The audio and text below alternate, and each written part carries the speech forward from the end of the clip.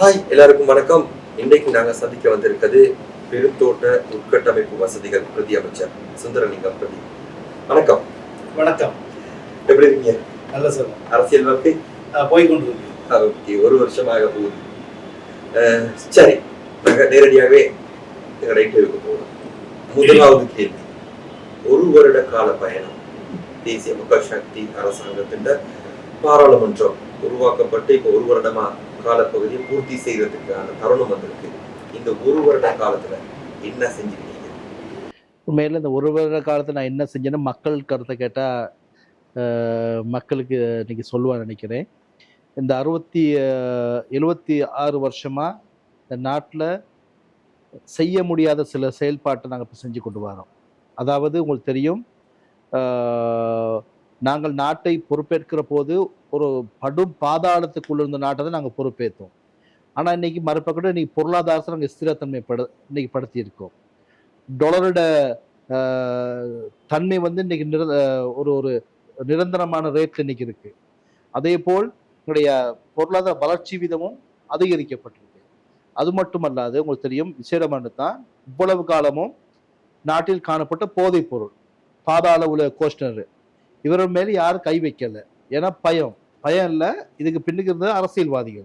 அவங்களோட அனுசரணையோட தான் இந்த விஷயங்கள் நடைபெற்று வந்துச்சு. இன்னைக்கு இதற்கு எதிராக, அதாவது யுத்தம் எவ்வாறு மேற்கொள்ளப்பட்டதோ அதே போல இப்பொழுது யுத்தம் நடக்கின்றது இந்த போதைப் பொருளுக்கும் பாதாள உலக கோஷ்டருக்கும். எனவே மக்கள் மத்தியிலே பெரும் வரவேற்பு கிடைத்திருக்கிறதுக்கு மறுபக்கம் இன்று ஊழல் செய்தவர்கள் யாராக இருந்தாலும், எந்த பதவியில் இருந்தாலும், அவர் முன்னாள் ஜனாதிபதியா இருக்கலாம், அமைச்சரா இருக்கலாம், யாரா இருந்தாலும் சட்டம் தன் கடமை செய்து கொண்டிருக்கிறது. எனவே நினைக்கிறேன், நாட்டு மக்கள் எந்த எதிர்பார்ப்போடு எங்களுக்கு வாக்களித்தார்களோ அந்த எதிர்பார்ப்பை நாங்கள் வெற்றிகரமாக நிறைவேற்றி கொண்டிருக்கின்றோம். இந்த ஒரு வருட காலம் மக்களுக்கும் எங்களுக்கும் திருப்தியான காலமாக இருக்கிறது.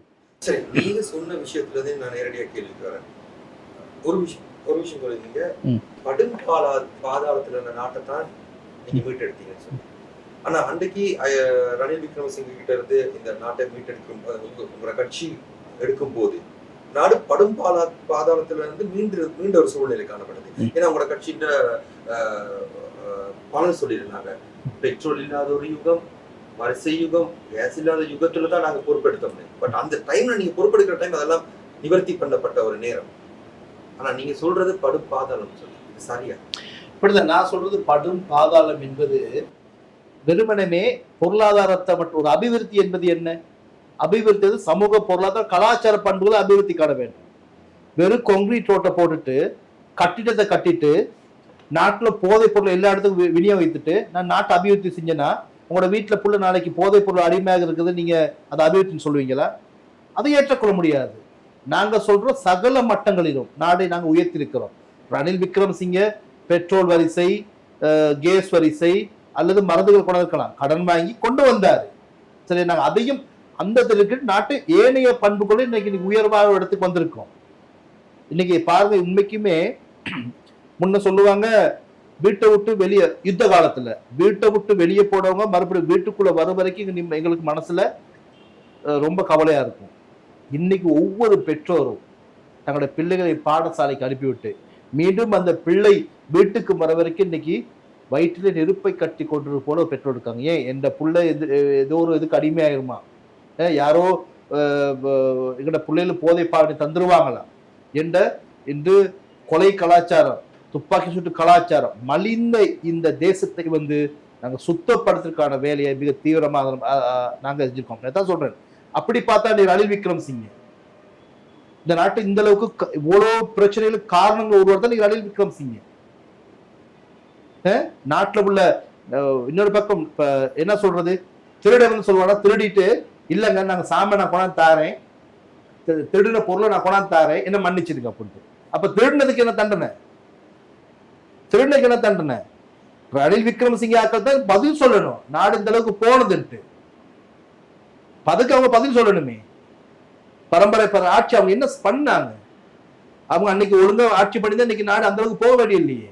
பெட்ரோல் வரிசை இல்லாம காரணத்துக்கு ரணில் பதில் சொல்லணும், மறந்து இல்லாத ரணில் பதில் சொல்லணும். அப்ப இதெல்லாம் ஏற்படுத்தி போட்டு நான் செஞ்சு கொண்டாந்து அது ஏற்றுக்கொள்ள முடியாது. சரி, ஒரு குறுக்கீட்டு ஒரு சின்ன கேள்வி. அதாவது ரணில் விக்ரமசிங்கே இந்த நாட்டை நீங்க மீட்டெடுத்து நீங்க செஞ்சு கொண்டு போறீங்க, ரைட், ஓகே, அது ஓகே, நாங்க பார்த்துக்கிட்டு தான் இருக்கோம். ஆனா பெட்ரோல் விலையை நாங்க குறைக்கிறோம்னு சொன்னீங்க. அதாவது சிங்களத்துல சொல்லுவாங்க, எங்க பேன் பார்க்கிங் மார்கரன்னு புள்வாங்கற வேர்டை உங்களோட கட்சிக்காரங்களை யூஸ் பண்ணாங்க. ஆனா ரணில் விக்ரமசிங்கே விட்டுட்டு போயிட்டு இந்த ஒரு வருஷ காலத்துல பெட்ரோல் விலை அவர் விட்டுட்டு போன அளவுல இருந்து அங்கேயால இங்கால மட்டும் தான் குறைஞ்சிக்கிட்டு இருக்கே ஒழிய நீங்க சொன்ன அந்த 50 ரூபாய் 100 ரூபாயில குறைகிற மட்டத்தை காண முடியல. நீ கேட்ட சொன்னீங்க சர்வதேச மட்டத்துல இருந்த பிரச்சனை சொல்லி டாலர் ஏற்றங்கள் சர்வதேச யுத்தம் அன்னைக்கு இந்த பிரச்சனை இருந்தது நீங்க சொன்ன காலத்துல. ஆனா அது ஒரு பொய் தானே. அதாவது அருண், மக்கள் எங்களுக்கு ஆட்சியை கொடுத்துருக்காங்க 1 வருஷத்துக்கு இல்ல 5 வருஷத்துக்கு. நாங்க அந்த மக்கள்கிட்ட சொல்றோம், நாங்க அரசியலுக்காக வாக்குக்காக நாங்க தீர்மானத்தை எடுக்கல. நீங்க ஒரு நாள் சாப்பாடு விரும்புறீங்களா அல்லது காலம் முழுவதும் நிம்மதியா சாப்பிட்டு நிம்மதியான வாழ்க்கை எதிர்பார்க்குறீங்களா? ஒரு நாள் சாப்பாட்டுக்கு எதிர்பார்க்கறத கடந்த கால ஆட்சியா செஞ்சாங்க, உடனே குறைக்கிறது, அதோட விலை வந்து பாக்குறது இல்லை. ஆனா நாங்க என்ன சொல்றோம், கொஞ்சம் பொறுங்க. இன்னைக்கு ஒரு ஸ்திரமான நாங்க ஒரு ஒரு பொருளாதாரத்தை ஏற்படுத்தி போட்டு அந்த அந்த நாடு பொருளாதாரத்தை ஸ்திரமடையும் போது அதன் பயன் முழு நாட்டு மக்களுக்கு சென்று சேரும். அன்னைக்கு எல்லாம் குறையும். நாங்க பொறுமையா இருக்கோம். பொறுமையா இருக்கிற வாக்குறுதியை நீங்க கொடுக்கல. நீங்க எப்படி சொன்னீங்க? ஒரே நொடியில் நாங்க எங்கேயுமே எங்களோட ஜனாதிபதியோ நாங்களும் தெளிவா சொல்லி இருந்தோம். ஜனாதிபதி சொல்றாரு, நான் ஒரு மெஜிக்காரன் அல்ல. அவர் நீங்க மறுபடியும் போட்டு பாருங்க, நான் ஒரு மெஜிக்கார் इंद्रजालिक नेमे एक दवस में वेनस करना बे अभी उत्साह करना அப்படி அதனவா சொல்றது உங்களா அத சொல்றேன். அது ஒரு வருஷம் சொல்லல, எக்கரேன் சொல்றது ஒரு வருஷம் அதாண்டப காலே தெண்ட அப்ப அதுல பெண்ணனவா. சரியா? இன்னைக்கு எல்லாம் இன்னைக்கு தட்டுப்பாடலாம எல்லாம் கிடைக்குது. நான் சொல்ற குறிப்பிட்ட காலத்துல அத்தியாவசிய பொருட்கள் விலை மிக குறைவாக காணப்பட்டு மக்கள் நிம்மதியான ஒரு சாப்பிடுற முறையை ஏற்படுத்த சொல்ல இப்ப நாங்க பொறுப்பேற்றோம். 1 வருஷம் ஆயிடுச்சு, சாமான விலை குறைப்பட்டு அடுத்த 3 வருஷத்துல மக்கள் இன்னும் கஷ்டத்துல போடுறது இல்லை. இந்த ஆரம்பம் இனி இந்த நாட்டுல வந்து மக்கள் கஷ்டப்படக்கூடாதுங்கிறதுக்காக நாங்க நடவடிக்கைகளை மேற்கொள்றோம். சரி, அதை தாண்டி ஒரு கேள்வி, ஏன் உங்களோட கட்சி சார்ந்தவர்கள் மக்களுக்கு பொய்யான தகவல்களை கொடுத்துட்டு வர்றாங்க? சரி, உதாரணம் சொல்லுங்க பாப்போம். சூழ்நிலை கடந்த சில தினங்களுக்கு முன்னர் உங்களோட அமைச்சோட சம்பந்தப்பட்ட ஒரு விஷயம், நோபல் பரிசு கிடைச்சிச்சுன்னு தான் கொடுக்குற வயசுக்கட்டுல நோபல் பரிசு கிடைச்சிச்சுன்னு சொன்னவரு அதே வயசுக்கட்டுல பின்னாலே பின்ன சாதனை படைச்சிச்சுன்னு சொல்றாரு. ஸோ அவருக்கே தெரியாது என்ன சொல்ல இது தடுமாறுறாரு. ஸோ அந்த மாதிரி பல உதாரணங்கள் இருந்தது. அப்ப ஏன் இப்படி பொய்யான வாக்குறுதி? அருண், இப்ப நீங்க ஒரு ஊடகவியாளர் போல ஊடகத்துல எல்லா 100 விதமே நீங்க முழுமை இல்லை. நான் அப்படித்தான், எல்லாமே படிக்கிறவர்கள், யாருக்குமே தவறுதல் வரும், பெரிய விஷயங்கள் வரும். அவர் உண்மையா பிறகு சொன்னாரு, அவர் கிண்ண சாதனைக்கு நோபல் பரிசு சொன்னது தவறு. எனக்கு சில எனக்கு அப்படி ஏற்படும். நானும் ஸ்பீச் பண்றப்படை பிறத்தை யோசனை அடையுது பிழை ஆயிடுச்சுன்னு. மனிதனுக்கு பிழை தவறு ஏற்படலாம், அது நினைச்சுதான் சொல்லி சொல்றதில்ல. அவருக்கு தெரியாது. அவர் அமைச்சர் எப்படி இது இப்படி சொன்னது மிகப்பெரிய பொய் எப்படி சொல்லல அவருக்கு. நாளைக்கு மீடியா பார்க்குமே, உலகம் பார்க்குமே, தவறுதலா ஏற்பட்டுருச்சு. ஆனா இன்னைக்கு எதிர்கட்சி என்ன செய்யணும்னு கேட்டா, எங்க மேல நீ சுனிலத்தை ஏன் ஊழல் பண்ண இந்த அளவுக்கு கமிஷன் அடிச்சிட்டாரு அதை சொல்ல முடியாது. சுனிலத்தை இங்க அவருக்கு இந்த அவருக்கு கம்பெனிங்க ரெஜிஸ்டர் பண்ணிக்காது சொல்ல முடியாது. அவருக்கு என்ன சொல்ல முடியும்? இந்த மாதிரி சில்லறத்தனமான விஷயங்களை தான் இன்னைக்கு எதிர்கட்சிக்கு பேச சொல்ல முடியும். மற்ற பிரச்சனை நீங்க நாட்டு மக்களுக்கு தெரியும்.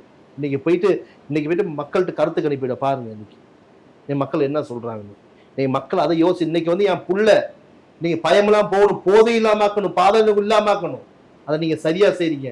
இன்னும் கொஞ்ச நாளைக்கு நாங்க பொறுமையா இருக்கணும்னு சொல்றாங்க. அந்த எதிர்பார்ப்பை நிச்சயம் நாங்க சரியா இருக்கோம். சரி, சுனில் வந்து ஊழல் செஞ்சாருன்னு சொல்ல முடியாதுன்னு சொல்றீங்க, கையிட்டி சொல்ல முடியாது. அதே மறுபக்கத்துல நாங்க எடுத்து பார்ப்போம் வசந்த சமரசிங்க, அவரோட சொத்து விவரங்கள் வெளிவந்த விஷயம் கடந்த காலங்களில் பெரிய பேச பொருளாச்சு. ஓகே, அவர் சொத்து சம்பாதிச்சிருக்காரு, நேர்மையான முறையில சம்பாதிச்சிருக்காரு, கிளாஸஸ் வச்சு சம்பாதிச்சிருக்காரு, பில்டிங் அவரோட கிளாஸஸ் மூலமா செஞ்சிருக்காரு. ஓகே, அதுல வந்து எந்த மாற்று கருத்தும் இல்லை. அதை வந்து தனிப்பட்ட பிசினஸ், அதெல்லாம் நம்ம தலையிட போல. ஆனாலும் இலங்கை மத்திய வங்கியினால அங்கீகரிக்கப்படாத நாணய மாற்று திட்டம் ஒண்ணு, பிட்காயின், அதாவது கிரிப்டோ கரன்சி வச்சிருக்கேன்னு சொல்லி அவரே தன்னை சொத்து விவரத்தை சொல்றாரு. இது இலங்கை மத்திய வங்கியால ஏற்றுக்கொள்ளப்படாத ஒரு நாணயம், சட்டவிரோதமான விஷயம். உங்களோட அமைச்சரே செஞ்சிருக்காரு. இதுக்கு என்ன பதில் சொல்ல போறீங்க? இது சட்டவிரோதமானது. காரணம் மத்திய வங்கி அது நிராகரிச்சிருக்கு. இல்ல அதுக்காக விளக்கத்தை அவர் சொல்லி இருந்தாரு. சரியா? இலக்கத்தை சொன்னாலும் நீங்க சொல்றீங்க நாடு பாதாளத்துக்கு போறதுக்கு ரணில் விக்ரமசிங்க காரணம், மைந்த காரணம், இதெல்லாம் சொல்றீங்க. அதே கிரிப்டோ கரன்சிக்கு இவங்க டாலர்ல பே பண்ற நேரம் இந்த கிரிப்டோ கரன்சிக்கான டாலர் எங்க போகுதுன்னு யாருக்குமே தெரியாது. சரியா? நாட்டை விட்டு டாலர் வெளியே போயிருக்கு, வெளியே அனுப்பியிருக்கீங்க, நீங்க உங்களோட அமைச்சர் ஒருத்தர் அனுப்பியிருக்காரு. அப்படி இருக்க இது சட்டவிரோதமான விஷயம். இதுக்கு என்ன பதில்? இல்ல உண்மையில நீங்க ஒண்ணு பார்க்கணும். கடந்த காலத்துல இப்ப இது வந்து யார் சொன்னா? அவரே தான் சொல்றாரு. அதான் சொல்றேன், இதான் என்ன பார்க்கணும். இப்ப தண்ட சொத்து விபரத்தையோ அவன் மறைச்சிருக்கலாம் இல்லையா? அதை நான் உங்களுக்கு சொல்றேன். அவர் ஒண்ணுமே போடாம கொடுத்துருக்கு. இப்ப இவ்வளவு காலம் ஆளுங்கட்சியோட யாருமே சொல்லலையே. இப்ப முதல்ல நீங்க ஆளுங்கட்சி நாங்க தான் நீங்க உண்மையான சொத்து விபரத்தை நீங்க தெளிவுபடுத்துறோம். அவர் தான் தன் பிசினஸ் சொல்றாரு. சரியா? அப்ப அவரு நியாயப்பாட சொல்லி இருக்காரு. இன்னைக்கு நாங்க என்ன பார்க்கணும் கேட்டா, இன்னைக்கு வந்து ஒரு வெளிப்படை தன்மையை நீங்க நான் கொண்டாந்துருக்கோம். இன்னைக்கு வந்து எங்கேயும் சொல்லல, மக்கள் விடுதலையில முன்னணியில் இருக்கிறவங்க வியாபாரம் பண்ண முடியாது எங்க சொல்லப்படலை. சொந்த உழைப்பால முன்னேறக்கூடாதுன்னு எங்களுக்கு சொல்லப்படலை. அது தனித்தனி அவங்களுடைய தனிப்பட்டு இருக்கு. ஆனா எங்களோட கட்சி கொள்கை கட்சியினுடைய இருக்க முறையில தான் நாங்க அதுக்கு இருந்தா சரி. அதனால நான் சொல்றேன், இனியும் இந்த உதாரணம் இனியும் இலங்கையில ஆட்சிக்கு வர நினைப்பவர்களுக்கு, அரசியலுக்கு வர நினைப்பவர்களுக்கு மக்களுக்கு வெளிப்படையாக இருக்க வேண்டும். சரியா? அதுதான் இந்த சம்பவத்தோட நாங்க பார்க்கணும். நான் கேட்கிற விஷயம், நாடு பொருளாதார வீழ்ச்சிக்கு போறதுக்கு டாலர் பிரச்சனை முக்கியமான காரணம். ஆனா இவர் இந்த டாலர்ல எடுத்து 3000 கிரிப்டோ கரன்சி வாங்கியிருக்காரு. ஒரு கிரிப்டோ கரன்சியோட பெருமதி எவ்வளவுன்னு சொல்லி கூகுள் பண்ணி பார்த்தா உங்களுக்கே தெரியும், லட்சக்கணக்கான பெருமதி. அப்ப எத்தனை லட்சம் டாலர் வெளியில போயிருக்குன்னு சொல்லி எங்களுக்கு தெரியாது, அவருக்கு தான் தெரியும். அது இது சம்பந்தமா ஒரு சட்ட நடவடிக்கை இதே வேற ஒரு நான் சொல்றேன், அது சம்பந்தமா விளக்கத்தை கொடுத்திருந்தாரு. இல்ல விளக்கத்தை கொடுத்து பொதுவான ஒரு கட்சி சார்பில் இருக்கக்கூடிய உங்ககிட்ட இந்த கட்சி வந்து அவருக்கு எதிராக எந்த ஒரு நடவடிக்கையும் இது வரைக்கும் அவர் விளக்கம் கொடுக்கிறாரு. ஆனா அவர் சம்பந்தமான விசாரணைகள் இல்ல, அவர் சம்பந்தமான ஒரு கம்ப்ளைண்ட் இல்ல, அவர் சம்பந்தமான மத்திய வங்கி டைரக்டர் இன்வால்வ் ஆகலாம். ஆனா அது நடக்கும். அவருக்கு எதிராக யாராச்சும் வழக்கு தாக்கல் செஞ்சா நீதிமன்றத்துல போயிட்டு அது எந்த பிரச்சனையுமே நாங்க சொல்லல. அவரு தவறு செஞ்சிருந்தா அவருக்கு எதிராக விசாரணை யாரும் செய்யலாம், கம்ப்ளைண்ட் பண்ணலாம். அதுக்கு நாங்க எந்த தடங்கள் இல்லை. உங்களோட சொத்து விபரம் எப்படி? நீங்கள் என்ற ஊருக்காரரு அக்குவான வந்து பாருங்க, ஓப்பாத்த ஒன்னா நம்பர் 2 வீட்டை அவர் சொத்து விட்டு கண்டுக்கலாம். சரி, இல்ல மறைமுகம் எதுவும் இல்லையே. நீங்க ஊருக்கு நான் ஊருக்காருன்னா உங்களை எல்லாம் விட்டு நான் எப்படி சொத்து சேர்க்க முடியும்? அது சொத்து. நான் 18 வருடம் ஆசையை சொல்லி இருந்தவன். எந்த வாழ்க்கை வந்து உங்களுக்கு நல்லாவே தெரியும். சரியா? நீங்க உதவி செய்யுங்க, உங்கள்கிட்ட உதவி செய்ய எங்களுக்கு ஏதாவது பண்ணுங்க. நிச்சயமா. அதுக்கு பிறகு அடுத்த கேள்வி, நீங்க இந்த வீட்டு திட்டங்கள், காணி உரிமைகள் வழங்குறதுக்கான நடவடிக்கைகள் எடுத்திருக்கீங்க, அது சம்பந்தமான ஒரு விளக்கம். உண்மையிலே அருண், மலையக மக்கள் வந்து ஒரு தெரியும், நாங்கள் பழைய வரலாறுகளை சொல்ல தேவையில்லை. எங்கள் மக்களுக்கு ஒரு அடிப்படை உரிமையாக தேவையாக காணி உரிமை இருக்கிறது. எனவே எங்களுக்கு ஒரு பெரிய ஒரு கிஃப்ட் தான் இந்திய அரசாங்கம் எனக்கு வழங்கிய 10,000 வீட்டு திட்டம். உண்மையிலே இந்த வீட்டு திட்டத்தை வந்து சரியான முறையில் நாங்கள் மக்கள்கிட்ட கொண்டு செல்லணும். அப்போ நீ பார்த்தா இப்போ நீங்கள் இருக்க போதே பார்த்தீங்கன்னா நீங்கள் நிறைய மக்கள் வந்து எங்களை சந்திச்சாங்க. இப்போ உண்மையிலே இந்த 10,000 வீட்டு திட்டத்தை 2,66,000 குடும்பங்கள் இருக்கு மலையத்தில். இந்த 10,000 எப்படி நம்ம 2,80,000 குடும்பத்துக்கு தெரிவு செய்யறது பெரிய ஒரு போராட்டம். அப்போ உண்மையிலே எங்களை மக்களுக்கும் சிலவங்களுக்கு விளக்கங்கள் போதியளவில்லை அங்க. ஏன்னா அந்த விளக்கத்தை கொடுக்கறதுல யாருமே வந்து அப்ப சில நேரத்துல தெரிவுலையும் சில ஊழல்கள் கடந்த காலத்துல உங்களுக்கு தெரியும். கடந்த காலத்துல அமைச்சருக்கு சார்பானவங்களுக்கு வீடு கொடுத்தாங்க, தன் தொழிற்சங்கத்துக்கு சார்பானவங்களுக்கு வீடு கொடுத்தாங்க, நிறைய முறைப்பாடு. ஆனா இந்த முறை வந்து ஒரு சிறந்த ஒரு தேர்வு முறை மூலமாக அந்த பயனாளிகள் தெரிவு செய்யப்பட்டார்கள். அப்படி தெரிவு செய்யப்பட்டும் ஓரிரு பயனாளர்கள் வந்து சில பிழைகளை வந்து அவங்க அந்த தெரிவு செஞ்சிருக்காங்க. உடனே நாங்க சொல்லிக்கிட்ட இது சம்பந்தமான முறைப்பாடு காட்சிப்படுது. முதல் நாங்க காட்சிப்படுத்திருக்கோம். இது வரைக்கும் யாரும் காட்சிப்படுத்தல. வீடு கட்டி கொடுத்து குடியேறவருக்கு யாருக்கும் தெரியாது. ஆனா இன்னைக்கு நாங்கள் லிஸ்ட்டை நீங்க பப்ளிக் பண்ணியிருக்கோம், மக்களுக்கு சொல்லியிருக்கோம். இந்த வீட்டில் யாருக்காச்சும் தகுதியற்றவர்கள் கிடைச்சிருந்தா உடனே நீங்க முறைப்பாடு பண்ணுங்க, நம்பர் கொடுத்துருங்க. அந்த அடிப்படையில் மக்கள் எங்களுக்கு என்ன செஞ்சிருக்காங்கன்னு கேட்டா, பிசிசிஎஃப் எங்களோட எல்லா அரசு நிறுவனங்களில் இருக்கக்கூடிய அந்த பிசிசிஎஃப் மூலமாக எங்கள் தகவலை கொடுத்துருக்காங்க.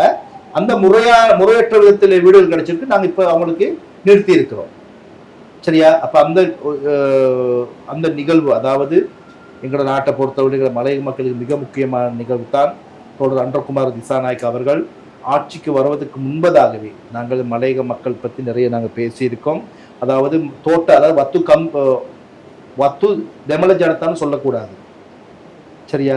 வத்து தெமலன்னு வேணாம், அது வந்து ஒரு எங்களை அப்படி நம்மளே விரும்ப மாட்டோம். வத்து தெமலன்னு சொல்றது என்ன, நமக்கு ஒரு மாதிரியா இருக்கும்.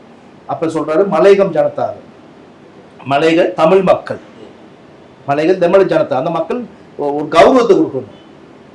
சரியா? இப்ப நம்ம மக்கள் இன்னுமே சில பகுதிகள் நம்ம இன்னும் கேவலமா தான் நம்மள சொல்றாங்க. தோட்ட காட்டான் இப்படிலாம் சொல்லியிருக்காங்க. இப்ப அது மாறி வந்திருக்கு. நாங்க உண்மையிலே நேர்மையானவர்கள், அதாவது மலையக மக்கள் என்னைக்குமே நேர்மையானவர்கள். இந்த நாட்டில் உழைப்பை மூலதனமா வச்சு இந்த நாட்டு மக்களுக்கு கல்வியை கொடுத்தவர்கள், சுகாதாரத்தை கொடுத்தவர்கள். யோசிச்சு பாருங்க, எங்க நாடு இந்த மலையக மக்கள் இலங்கைக்கு வந்த காலத்துல தான் ஆர்வம். சரியா?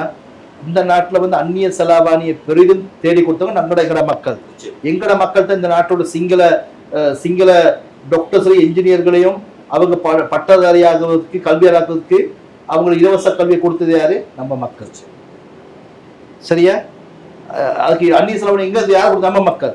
இந்த நாட்டில் முஸ்லீம் மக்களை படிக்க வச்சது யாரு? எங்கட மக்கள்.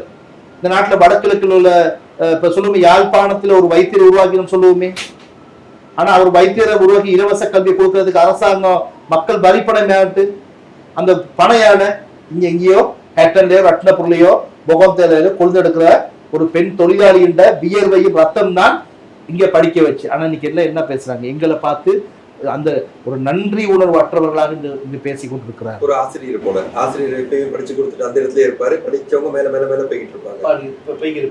நாங்க என்ன சொல்றோம் கேட்டா, தயவு செய்து இனியாரும் இந்த மலையக மக்களை வந்து ஒரு உழைப்பாளி குலை கொடுத்து ஒரு உன்னதத்தை கொடுங்க, இந்த நாட்டை உயர்த்தி விட்டு அந்த பெருமையை கொடுங்க.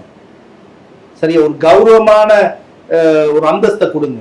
அந்த அடிப்படையில தான் எங்களுடைய கட்சி மலையக தமிழ் மக்கள் என்று மலையக தமிழ் மக்களோட பதத்தை கொடுத்து மாத்திரமல்லாது, மலையக தமிழ் மக்கள் பதத்தை கொடுத்துட்டீங்க, சட்டத்துக்குள்ள உள்வாங்கிறது அதுக்கான ஏற்பாடு நடந்து கொண்டிருக்கிறோம். அருண், அது எப்படி நடக்கும்? இப்ப நாங்க சட்டத்தை மாத்தி இனி பதிவுகள் எல்லாமே அந்த மக்களை வந்து அவ்வாறு பதிவு செய்வதற்கான சட்ட திருத்தங்கள் இப்போ மேற்கொள்ளப்பட்டிருக்கு. இந்த வேலை கொஞ்ச நாளாக செய்யற, நாங்கள் அடுத்த வேலையை அதில் நாங்கள் பிறப்பு சான்றிதழ் ஆமா அப்படிதான், ஆமா அப்படிக்கான இது நாங்கள் அது பண்ணலாம். அடுத்த விஷயம் என்னன்னா, இதுல ஒரு சின்ன டவுட் உண்டு. ஏற்கனவே பிறப்பு சான்றிதழ்கள் எடுத்தவங்க இருப்பாங்க, அது இந்திய வம்சாவளி தமிழ் இருக்கும், இந்த ஒன்று இருக்கும். இவங்க வந்து இவங்களோட அந்த அங்கீகாரத்தை அடையாளத்தை மாத்தக்கூடிய எதுவும் நடவடிக்கைகளும் இல்ல அருண். அதான் இப்ப நம்ம வந்து இது கொஞ்சம் டீப்பா பேசணும். ஒரு இது வந்து சம்பந்தமா உடனே நாங்க தீர்மானத்துல இல்ல, இது சம்பந்த கருத்தாடல் வரணும், ஒரு சரியானது போவோம். உங்களுடைய ஊடகவியல் போல உங்களுடைய இது சொல்லுங்க. நாங்க வந்து அந்த பக்கம் பார்த்து நாங்க என்னவோ எங்க மக்களுக்கு இன்னுமே இந்த அடிமை முறை இருக்கக்கூடாது, நல்ல ஒரு அந்தஸ்து கிடைக்கணும். இனி வர எங்க அடுத்த பரம்பரை வந்து சும்மா அதை பழைய வரலாறு சொல்லிக்கிட்டு எங்க மக்களை வந்து என்ன சொல்றது, பெண்ணுக்கு தலையிடாது. இன்னைக்கு எங்களோட மக்கள் முன்னுக்கு வரணும். 11 கட்டமாக தான் நாங்கள் எதிர்வரும் 12ஆம் தேதி என்னுடைய ஜனாதிபதி அன்றகுமார் திசாநாயக் தலைமையிலே முதல் கட்டமாக 2056 என்பது மலையக தொழிலாளருக்கு சொந்த வீடு கொடுக்க போறோம். அந்த வீடு பார்த்தீங்கன்னு சொன்னா காணி 10 பேஜஸ் காணி, அவருடைய பேரு அதான் முக்கியம். இதுக்கு முதல்ல எத்தனை வீடு கட்டி கொடுத்துருக்காங்க, ஆனா லைத்துல இருந்து லயம் வீட்டுக்கு போயால் தனி வீட்டுக்கு இருக்கு, ஆனா காணி நமக்கு சொந்தம் இல்லை. ஆனா இது வந்து அவங்க சொந்த பேர்ல காணி 32 லட்சம் ரூபாய் பெறுமதி. அதாவது இந்திய அரசாங்கம் வந்து 28 லட்சம் போடுறாங்க, இலங்கை அரசாங்கம் வந்து 4 லட்சம் போடுது, பிளஸ் 4 லட்சம் அவங்க உட்கட்டமைப்பு வசதிகளுக்கு கொடுத்து 32 லட்சம் பெறுமதியான சகல வசதி கூடிய அந்த மக்களுக்கு கௌரவமான வாழ வைக்க ஒரு வீடு கட்டுறது ஆரம்பிக்கிறோம். சொன்னாங்க தானே, ஒரு வருஷம் நாங்கள் ஆரம்பிக்கிறோம். நிச்சயமாக இந்த 10,000 வீடு தட்டை முடிய அருண் நாங்க மிகுதி உள்ள மக்களுக்கு நான் சொன்னேன் 2,65,000 பேர் இருக்காங்கன்னு சொல்லி மற்றவங்களுக்கு நான் சொல்ல முழுமையான அவ்வளவு பேருக்கு அரசாங்கத்தால் வீடு கட்ட முடியாது, உங்களுக்கு தெரியும் தானே?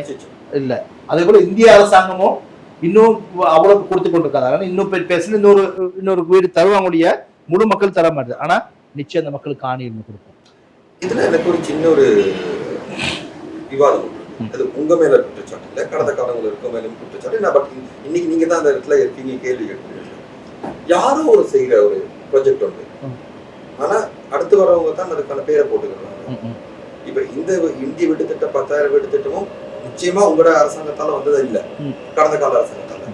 ஆனா அதை கொண்டு வந்தவங்களுக்கான மரியாதை கடந்த காலங்கள்ல வழங்கப்படல அந்த கொண்டு வந்த நபர்களுக்கு. ஸோ நீங்க நேர்மையானவர்களாக இருந்தால் அந்த கொண்டு வந்தவங்க, அதாவது அந்த கொண்டு வந்த அரசியல்வாதிகளா இருக்கலாம், இல்ல என்ஜிஓஸ், அவங்களுக்கு அங்கீகாரத்தையும் நீங்கள் கொடுப்பீங்களா? நிச்சயம். நாங்க என்னைக்குமே அருணவர்களே, இது நாங்க சொல்றோம், நான் பொய் சொல்லல, இன்னொரு அமைச்சர் நான் பொய் சொல்லலுமா, நான் தான் கொண்டு வந்தேன்னு. இது எப்ப கொண்டு வரப்பட்டது? அப்ப இருந்த, அதாவது இந்திய அரசாங்கம் அங்க இலங்கையில மைந்தா இருக்காரா, கோட்டால இருக்காரா, ரணில் இருக்காரா, அலுவலர் இருக்காரா பார்க்க மாட்டாங்க. மலையக மக்களுக்காக கொடுத்தது. சரியா? நாங்க அந்த நன்றி கடன் இந்திய அரசாங்கம் பட்டிருக்கோம். அதே போல அந்த நேரத்தில் ஆட்சியாளர் இருந்தவங்க இதுக்காக பாடுபட்டவங்க நான் அந்த நேரத்தில் நன்றி சொல்லிட்டு கொள்கிறேன். நாங்க என்ன சொல்றது, நாங்க அரசியல்ல ஒரு குள்ளநடிகளா இருக்கக்கூடாது.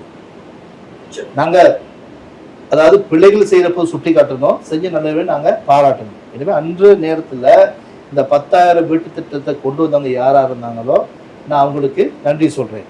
மறுபடி நான் மலையத்துல யார் இதுவரைக்கும் ஒண்ணு செய்யணும்னு சொல்லவும் ஏறாது, அந்த அரசு செய்ய வேண்டாம். நான் சொன்ன சந்தர்ப்பம் கிடைச்சிச்சு, நீங்க முழுமையா செய்யல. சரியா? அதுல ஊழல் பண்ணீங்க, அதான் சொல்றோம். ஒண்ணுமே செய்யணும்னு சொல்லு, செய்யணும் இந்த அளவுக்கு வளர்ச்சி வந்திருக்காது. மலையத்தில் உள்ள அரசியல்வாதிகள், தொழிற்சங்கம் ஒண்ணுமே செய்யலன்னு சொன்னா நீங்க நாங்க உட்காந்துருக்க மாட்டோமே.